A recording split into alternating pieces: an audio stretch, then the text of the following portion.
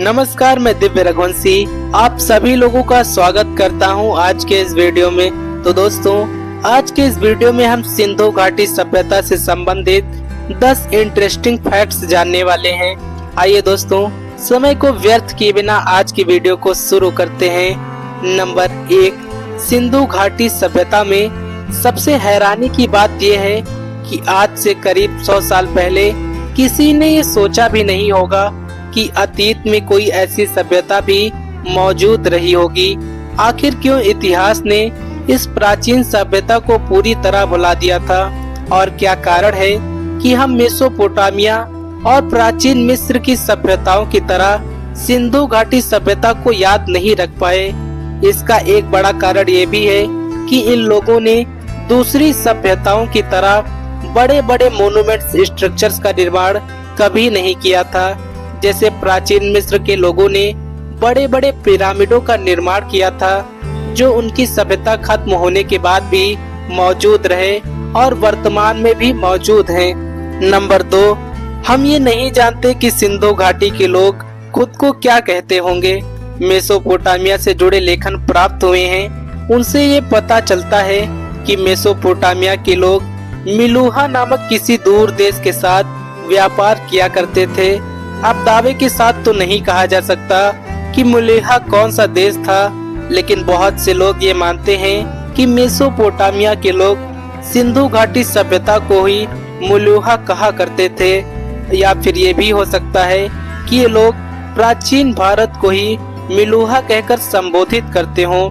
अगर ये सच है, तब ये भी कोई नहीं जानता कि वो भारतवासियों को मिलूहा क्यों कहते थे और इस नाम का मतलब आखिर में क्या होता है। इस बात के बहुत से सबूत मिले हैं कि सिंधु घाटी और मेसोपोटामिया के बीच व्यापारिक संबंध बहुत ही व्यापक मात्रा में थे। मेसोपोटामिया से सिंधु घाटी की मोहरें और बड़ी मात्रा में खिलौने प्राप्त हुए हैं। इसीलिए संभव है कि मेसोपोटामिया के लोग जिस जगह को मेलूहा कहते थे, वो सिंधु घाटी सभ्यता ही रही होगी। नंबर 3, मोहनजोदड़ो सिंधु घाटी सभ्यता का सबसे बड़ा शहर था। ये एक तरह का महानगर था। दिलचस्प बात यह है कि सिंधु घाटी मैदानों की सभ्यता थी, लेकिन पूरा मोहनजोदड़ो छोटे छोटे टीलों पर बसा हुआ था। ये टीले कुदरत की ही देन नहीं थे, बल्कि कच्ची कच्ची और पक्की पक्की ईंटों से जमीन की सतह को ऊपर उठाकर बनाए गए थे, ताकि सिंधु सभ्यता में अगर कभी बाढ़ जैसे हालात आ जाएं, तो मोहनजोदड़ो को ऐसी प्राकृतिक आपदा से पूरी तरह से बचाया जा सके। नंबर 4, मोहनजोदड़ो सिंधी भाषा का शब्द है। इसका मतलब होता है मूर्तों का टीला। जाहिर सी बात है कि दुनिया के कोई भी सभ्य लोग अपने नगर को मुर्दों का टीला नहीं बुलाएंगे। ये नाम तो हमने इस प्राचीन शहर को दिया है। इस शहर का असली नाम क्या था, ये तो हजारों साल पहले यहाँ रहने वाले लोग ही जानते थे। लेकिन अब आप ये सोच रहे होंगे कि आखिर इस शहर को मोहनजोदड़ो का नाम ही क्यों दिया गया। दरअसल 1922 में जब इस प्राचीन शहर की खोज हुई, तब ये पता चला कि आसपास के लोग काफी लंबे अरसे से इस इलाके को मुर्दे का टीला ही कहते आ रहे थे। इसीलिए इस प्राचीन शहर को यही नाम दे दिया गया। नंबर 5, सिंधु घाटी सभ्यता के लोगों को लिखना भी आता था। खुदाई के दौरान जो चीजें मिली हैं, उन पर एक तरह की लिपि बनी हुई है, लेकिन आज तक इस लिपि को कोई भी पढ़ नहीं सका है।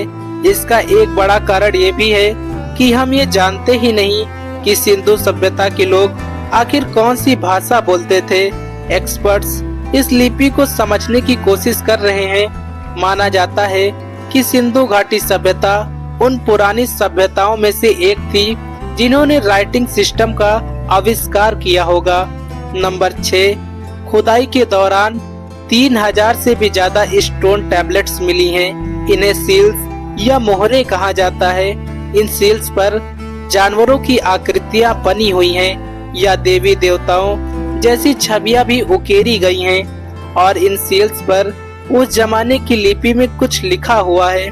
माना जाता है कि कुछ सील्स का इस्तेमाल व्यापार के सामानों पर मोहर लगाने के लिए किया जाता था, लेकिन हिस्टोरियंस मानते हैं कि इन सील्स का उपयोग किसी अन्य कारण के लिए जरूर किया जाता होगा। नंबर 7, माना जाता है कि सिंधु घाटी सभ्यता के लोगों की एक बड़ी आबादी गांव में रहती थी।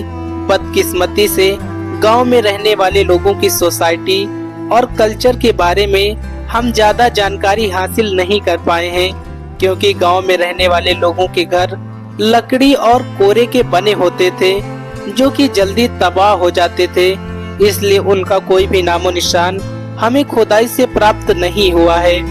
नंबर 8, सिंधु घाटी सभ्यता की एक खास बात जिसने इतिहासकारों को काफी हैरान किया है, वो यह है कि वहां से ऐसे सबूत भी मिले हैं जिससे ये कहा जा सके कि इस सभ्यता में किसी राजा या किसी बादशाह की हुकूमत रही होगी। अभी तक जो प्रमाण मिले हैं उनसे ये पता चलता है कि इन लोगों के बीच कोई शासन करने वाला या कोई पावरफुल अथॉरिटी नहीं रही होगी। इन लोगों का समाज काफी शांति प्रिय रहा होगा, जहां सभी को बराबर अधिकार मिलते होंगे। वैसे ये जानना भी दिलचस्प होगा कि इतनी सिस्टमैटिक सोसाइटी बिना किसी केंद्रीय शासन के कंट्रोल के कैसे वजूद में रही होगी। नंबर 9, खुदाई के दौरान लड़ाई में इस्तेमाल होने वाले औजार और हथियार ना के बराबर मिले हैं। युद्ध होने के कोई भी प्रमाण यहाँ से प्राप्त नहीं हुए हैं। इस बात से अंदाजा लगाया जा सकता है कि ये लोग अमन चैन के साथ रहने वाले लोग होंगे। इन लोगों को अपने समाज को सुरक्षित रखने के लिए किसी सेना या फौज की आवश्यकता नहीं रही होगी।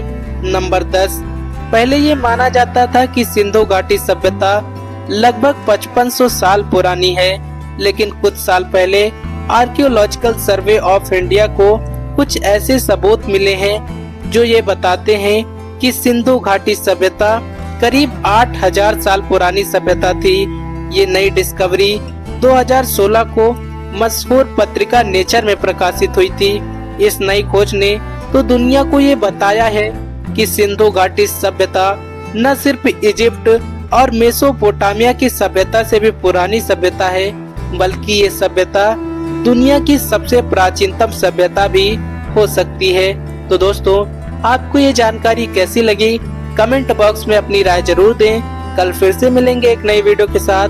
तब तक के लिए जय हिंद, जय भारत साथियों।